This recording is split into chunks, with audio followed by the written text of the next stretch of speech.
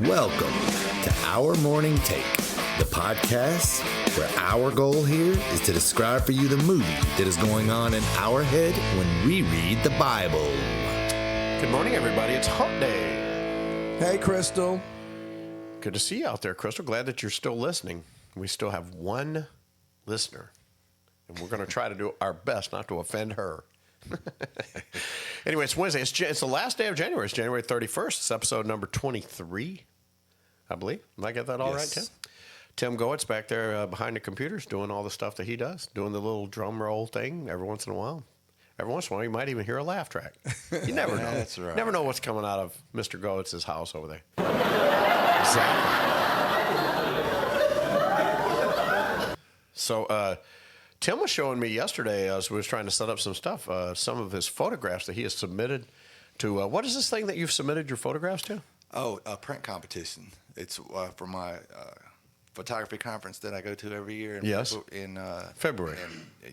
And so it's coming up. It's in Florida, yeah. And they have a print competition every year, and the judging on that is pretty strenuous. Yeah. They count off for like every little thing that most people They never probably even have notice. to. Yes. In order to pick a winner. Yeah. Because I'm sure they're all phenomenal. Right? Yeah, there are a lot of good ones. That's all I'm saying.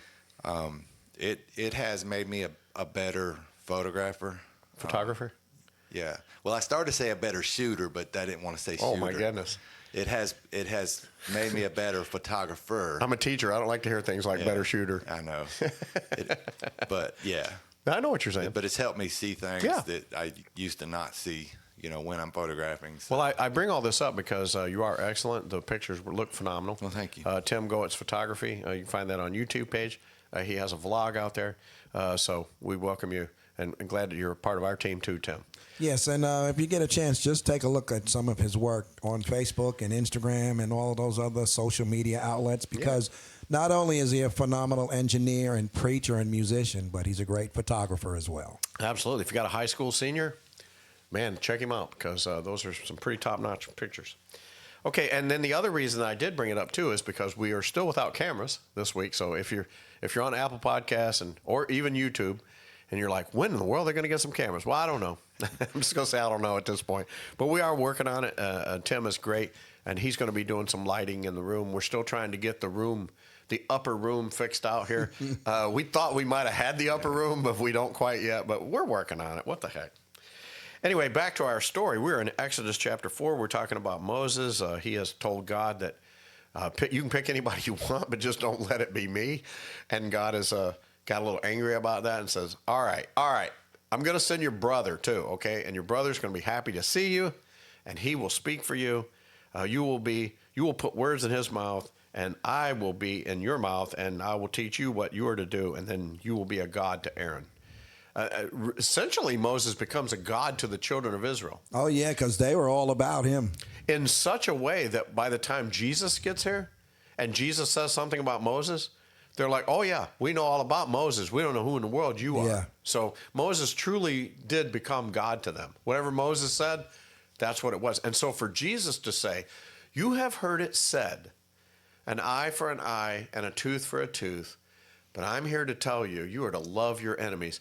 That flew in their face. It's like you just created what Moses would roll over in his grave. And yet, not at all, was he? Nope. Because you didn't understand anything that Moses was trying to teach you. In fact, Jesus says, if you would just believed in Moses, you'd believe in me. Amen. Yeah, so there you are. Yeah, that really cut them to the quick on that one. Absolutely did. So anyway, that's the guy that Moses is going to become. But right now, he's just a little shepherd in Midian on top of a mountain with a burning bush. And he may not even be that good of a shepherd for all we know. Well, he's a good father and husband. He's got a couple of kids already, so he's doing all right. But anyway, so here we are in Exodus 4. We're about in verse 16. We were talking about that. He'll speak for you. Verse 17 says, you'll take in your hand this staff, which you shall perform the signs. So once again, he just reiterates to Moses, I'm going to give you the tools. Yes. I'm going to be your protection, and I will be with you. And that's what else do you, sermon. when you think about it, what else do you need? I Yeah. mean, he's giving you Money. everything. American Express card for those who have everything. Oh well, they're going to get money too because he says that, He does say that. He said you're going to Yeah. plunder them when you leave, so you got everything. I mean, Exactly. when do I start? So if to the modern day commercial we could go, rod, $14, hand into the what is it, his robe? Yeah. Robe, $17. Leading the children of Israel across the plains into the promised land, priceless. That's exactly right. MasterCard. All right, so here we are. So now we're to verse 18, Exodus chapter 4. How long are we going to take this thing down so we can know when the guy can stop reading? Probably 20. Okay. Let's go. Let's go. These next 3 verses is good. Here we go. Okay, 18 to 20. Are you ready? I'm ready. Returned to Jethro his father-in-law, and said unto him, Let me go, I pray thee, and return unto my brethren which are in Egypt, and see whether they be yet alive. They And might be Jethro dead. said to Moses, Go in peace. And the Lord said unto Moses in Midian, Go, return into Egypt, for all the men are dead which sought thy life. And Moses took his wife and his sons, and set them upon an ass, and he returned to the land of Egypt. And Moses took the rod of God in his hand. For all you middle schoolers out there, that's a donkey. Oh, my goodness gracious. And you know, they give me such grief when we read this stuff in class. I know they do. I just think it's They make it a point to find these curse Oh, words yeah. that are literally in the Bible. yeah. Abraham does the same thing all the time, Oh, just my to give you all the goodness time. gracious. You know? Well, hey, he's like, what does that say? Exactly. Knowing good and well, he What does knows that? What does that exactly- mean? What is that? Is that is that a donkey? Like, cut it out. Knowing he knows exactly what it says. Exactly. What it No, it's a mule. It's a burrow. That's right. So I find it, I guess ancient customs. He's got to get Jethro's permission to leave. Well, I mean, I don't know if it's permission, but he definitely is going to tell him why and what he needs to go do. I don't think he thinks he's going to meet resistance. And after all, Jethro is the priest. Yeah. And Jethro may have encouraged him to go up there and see what that burning bush was all about. Moses comes down and basically, he says more than what's written here. I mean, the movie in my head. Oh, of he tells course. him the whole thing. Listen, before you even say anything, I'm going to tell you right now, I'm not the guy. I didn't want to go. I told God, send anybody but me, but he insisted this is what I have to do. So Jethro probably looks at him and go, well, what are you asking me for then? God's already told you, go do your thing. So here's the thing. Let's rewind this thing to 2024. Yeah. Is he going to go to his wife first, or is he going to go to Jethro first to tell him what's going on? Oh, now in 2024, he's going to the wife first. Oh, you better believe it. There's no in-laws even involved. If the wife says no, then he just has to look at God and go, I'm sorry, Lord. You're going to have to find somebody else. First, he walks in because he's late. He's late because he's been up He's there. been up there forever. on the mountain for a while. So she's over at the thing like, you want to explain to me where you've been? Yeah, because she just got mugged at the well by those. Moses wasn't there to protect her. So that's when you be like, God, you're going to have to talk to her. Yeah, please. You're going to have to get Yeah. her. This is the woman that you gave me. Yeah. Do something with her. Like, you tell her. You Nah. tell her what So to do. Zipporah's probably like, so you're telling me the bush was on fire all of this time, and it was talking Yeah. to you. Something was on fire. Your supper was on fire. Let me tell you that. I fed it to the dog.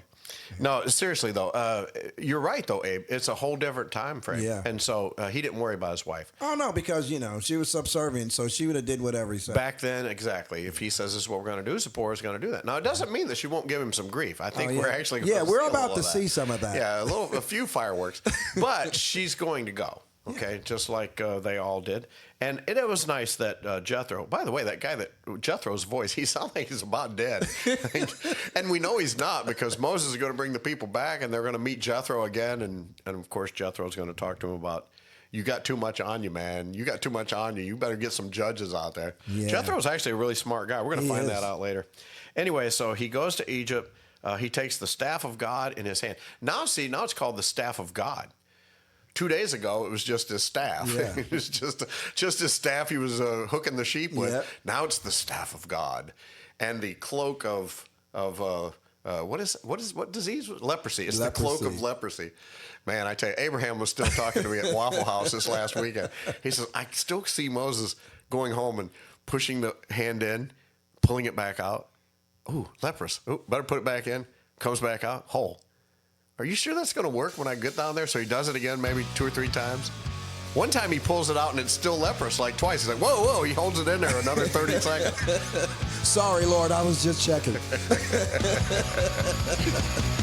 Come back tomorrow. We'll give you some more. Really good story.